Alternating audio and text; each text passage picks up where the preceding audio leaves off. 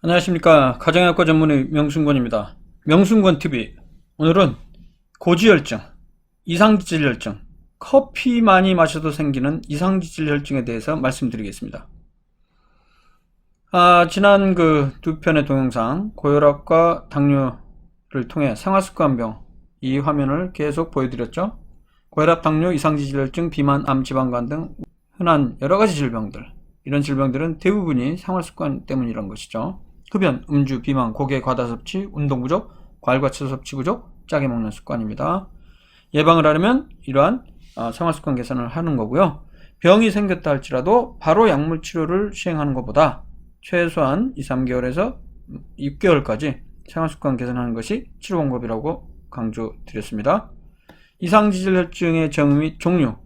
지난 시간에 한번 언급한 것 같은데요. 이상지질혈증이라는 것은 혈액검사에서 총 콜레스테롤, LDL 콜레스테롤, 여기서 LDL 콜레스테롤은 저밀도 콜레스테롤 혹은 좋은 콜레스테롤, 나쁜 콜레스테롤이라고 합니다. 그리고 중성지방이 증가된 상태이거나 HDL 콜레스테롤, 이건 이제 좋은 콜레스테롤이죠. 고밀도 콜레스테롤, 이것이 감소된 상태로 가장 포괄적인 개념입니다.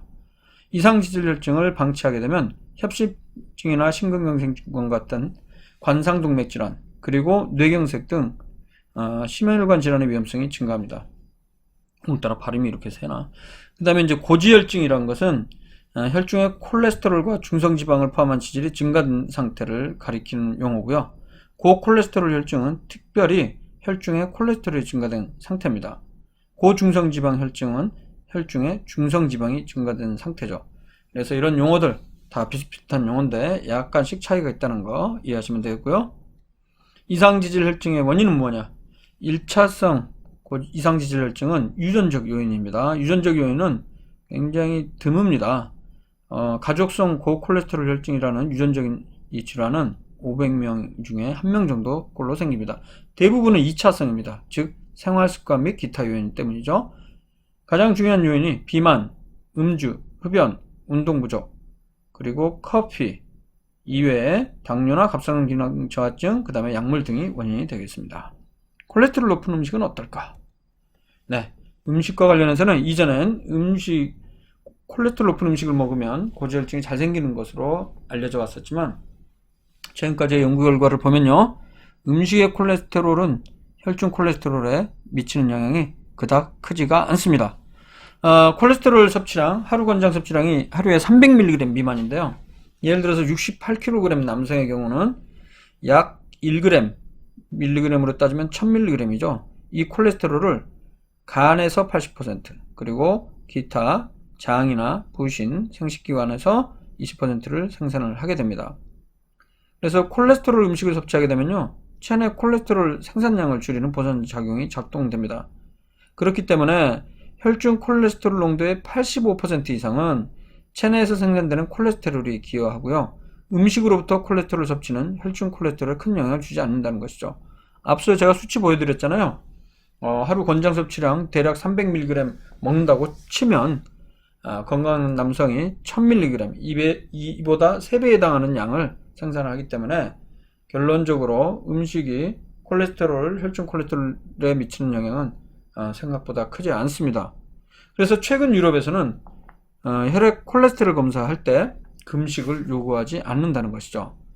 이 연구 결과표가 잘 보여주고 있는데요. 2012년도 Archives Internal Medicine이라는 의학학술지에 20여만 명을 대상으로 해서 금식 시간에 따라 총 콜레스테롤, 중성지방, LDL 콜레스테롤, HDL 콜레스테롤 이 네 가지 리피드 프로파일, 지질 검사 혈중 농도를 측정했거든요. 그랬더니 금식 후 8시간 정도 지나게 되면 이 그래프에 파란색 그래프 있죠. 위에 중성지방만 떨어집니다. 나머지 3개의 콜레스테롤은 금식과 상관없이 일정 농도로 유지한다는 것이죠. 그래서 이제 병원에 가면 콜레스테롤 검사만 할 때는 금식이 별로 필요하지 않고요. 하지만 대개 이제 우리가 콜레스테롤 검사한다고 하면 중성지방도 측정을 해야 되기 때문에 금식을 요구하게 되는 것입니다. 8시간 정도 혹은 12시간 금식이 필요합니다. 자, 이상지질혈증의 원인 중에 흡연, 음주, 비만, 운동 부족 등이 가장 중요한 요인으로 잘 알려져 있는데요. 이런 얘기는 대부분의 의사들이 다 하죠. 근데 커피가 이상지질혈증의 원인이다, 콜레스테롤을 높이는 원인이다라는 얘기를 하는 분들은 별로 많지가 않습니다.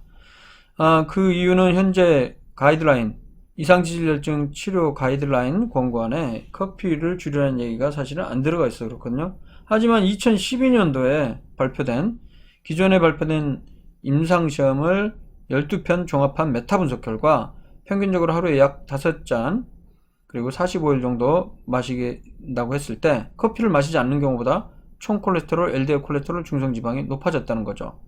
특히 이제 거르지 않는 커피는 더 많이 높아집니다.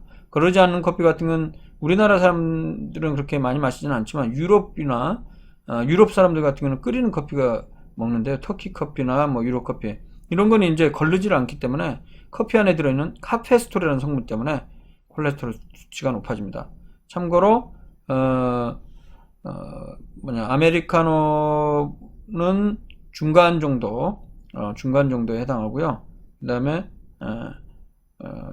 우리 저 봉지커피, 인스턴트 커피는 그거보다 조금 낮고, 그리고 드립커피, 필터하는 커피는 그 카페스토 성분이 가장 낮아서 콜레스테롤을 덜 높이는 걸로 알려져 있습니다.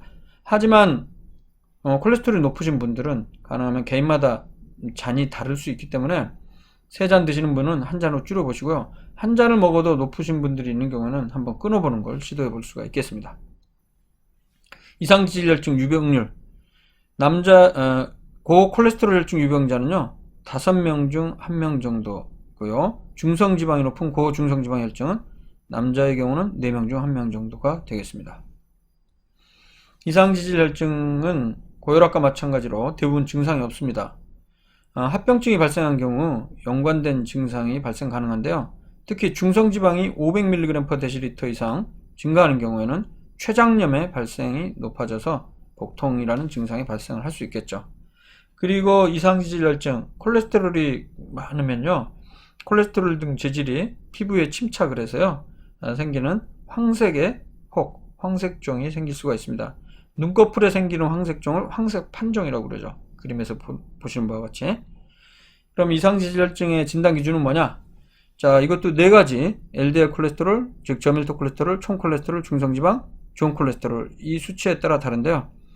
나쁜 콜레스테롤은 정상이 130 미만, 총 콜레스테롤은 200 미만, 중성지방은 150 미만, 고밀도 콜레스테롤은 60 이상이 되겠는데, 이상지질혈증이란 거는 나쁜 콜레스테롤은 160 이상 혹은 130 이상도 경계성으로 높은 겁니다. 총 콜레스테롤은 240 이상, 중성지방은 200 이상이 되겠습니다.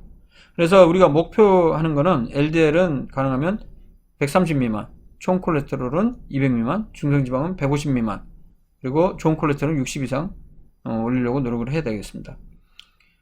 공복 8시간에서 12시간으로 검사하고요. LDL 나쁜 콜레스테롤 구하는 공식은요. 총 콜레스테롤에서 좋은 콜레스테롤을 뺀 다음에 중성지방 수치를 5로 나눈 값. 그렇게 하면 나쁜 콜레스테롤 수치가 나오게 되겠습니다. 이 경우는 중성지방이 400 이하인 경우에 적용됩니다. 중성지방이 400 이상으로 상당히 높은 경우는 직접 나쁜 콜레스테롤을 측정을 해야 됩니다. 자, 그럼 이상지질혈증 어떻게 치료하느냐? 치료 목표는 각 지질 종류의 정상 범위가 일반적인 목표 수준입니다. 하지만 관상동맥 질환의 위험 요인이 몇 개이냐에 따라서 그 각각의 지질 종류의 목표 수치가 달라집니다. 관상동맥 질환 위험 요인이란 거는 흡연, 고혈압, 좋은 콜레스테롤 수치가 낮은 것, 관상동맥 질환의 가족력이 있는 경우, 즉 협심증, 심근경색의 가족력이 있는 경우, 나이가 남자는 45세 이상, 여자는 55세 이상인 경우는 각각의 위험 요인이 1개씩이 되는데요. 예를 들어서 위험 요인이 0개, 없거나 1개인 경우는 나쁜 콜레스테롤 경우는 160 미만이면 되겠습니다. 하지만 위험 요인이 2개 이상인 경우는 130 미만을 목표로 하고요. 관성동맥 질환이 있는 경우는 더 낮춰서 100 미만으로 낮추는 것이 되겠습니다. 마지막으로 이상지질혈증 치료. 가장 중요한 건 생활습관 개선입니다. 약물을 치료하지 않는 비약물요법을 최소한 3 내지 6개월 정도 이상 시행을 합니다. 담배를 끊고 적정 음주를 하고 표준 체중을 유지하고 운동을 규칙적으로 하고 특히 커피를 줄인 다음에 2주 내지 1개월마다 방문해 혈액 검사를 하면 되겠습니다. 네, 이렇게 생활습관 개선을 최소한 3 내지 6개월 이상 시행을 했음에도 불구하고 정상으로 돌아오지 않는 경우에는 약물요법을 시행하게 되는데요. 약을 복용하는 경우에만 떨어지기 때문에 평생 먹어야 합니다. 하지만 중간에라도 생활습관 개선이 되면 약을 중단하는 것을 시도할 수가 있겠습니다. 이 경우에는 반드시 주치의와 상의를 해야 됩니다. 주로 쓰는 약은 콜레스테롤을 떨어뜨리는 스타틴 계열의 약물, 그리고 중성지방을 떨어뜨리는 파이브레이트 계열을 쓰겠습니다. 네, 오늘 이렇게 해서 이상지질혈증에 대해서 알아봤습니다. 커피 많이 마시는 분들 이상지질혈증 있는지 꼭 확인해 보시기 바랍니다. 감사합니다.